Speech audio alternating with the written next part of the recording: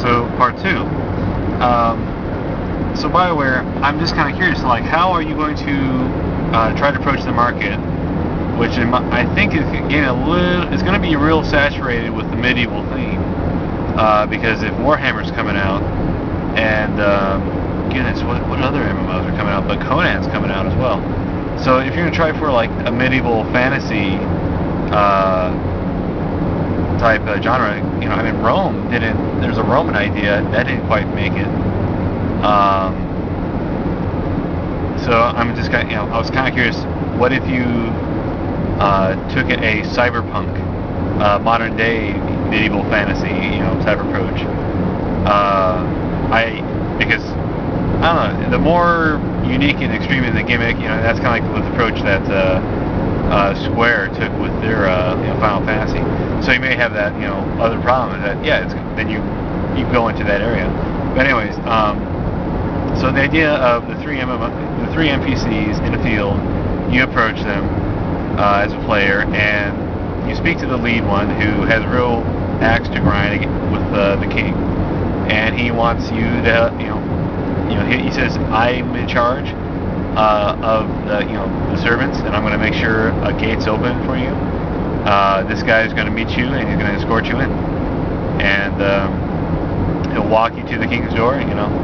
You walk in, you do your business, and you walk out, and then we'll lead you to your friend in the cell and set him free.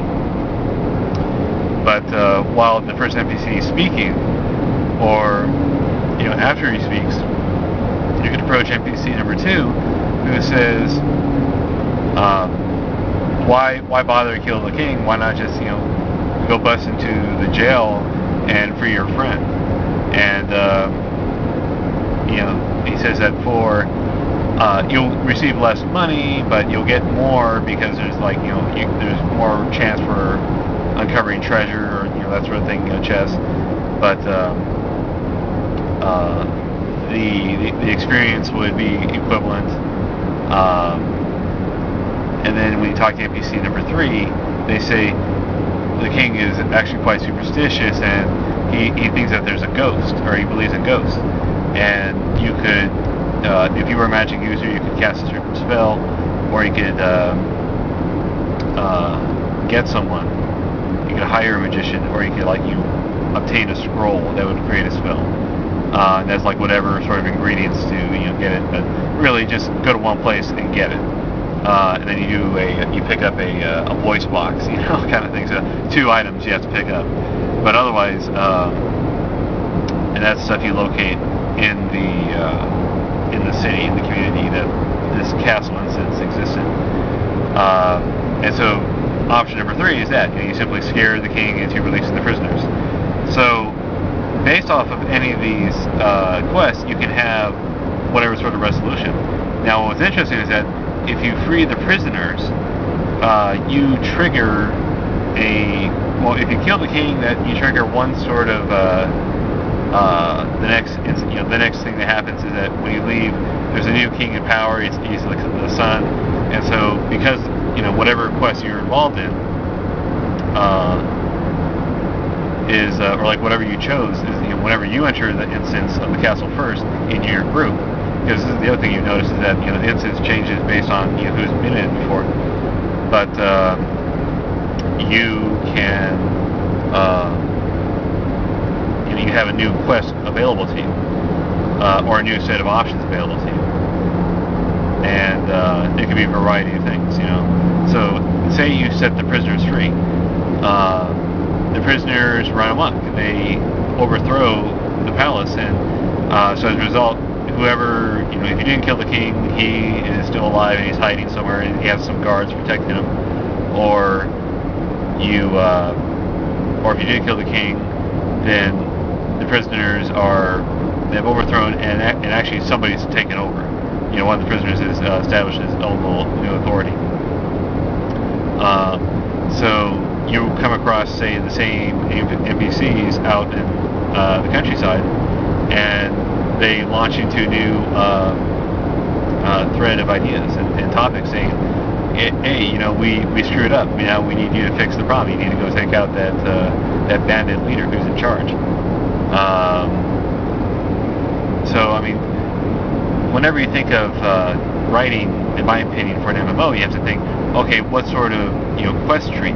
Because for a lot of players, they just don't care. Just as long as you're gaining experience. But for some, it's like, oh, what sort of interesting thing can I be involved in? Richard Garriott's Tabula Rasa is presenting an MMO that says, hey, well, here sometimes you have some moral choices, and I think that that's something to consider. Is that and one way he can expand his game is that have money be more of an issue. So that the more money you have, the more you can expand the traits and qualities of your NPC, of your avatar, but at the expense of you have an advantage over other people. So people kind of tend to shun you because they realize that you're kind of cheating at the game, so to speak, or you're cheating at the system. So that's something to consider. But otherwise,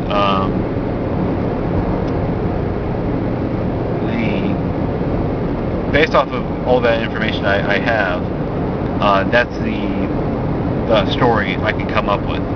But I hope that what you recognize is that I didn't create just a story. I thought about what's the environment you can have in, what are some seeds of a quest that you can continue on. So the whole genesis of this thing is that you come across people and you're just kind of going in and out of this castle, and you're developing a relationship with the people in this castle. And based off your actions, and whatever quests you go through, you're going to have an effect upon what's happening inside of this castle. And so whether in a group or by yourself, the player has a variety of missions they can approach. So the other aspect is that the player can be a thief and sneak into the castle regularly and have like a secret entrance that only a thief would know or be able to really take advantage of, like through the sewer or whatever. So different things like that. I just think it's another aspect about gameplay is that think about the impact of influence and the impact of interaction. If you interact with one group or another, what sort of reaction will it get? And in particular, in terms of quests available, but also the amount of experience you receive, the amount of reward you receive, so the amount of assistance you receive for a mission. So that's something else to consider, is that if you're real friendly with a faction within the game, and you go on a mission, or you start accepting quests, some NPCs will join you, some NPCs will assist you if they see you in trouble. So I think that's different other ideas to approach in the gameplay element.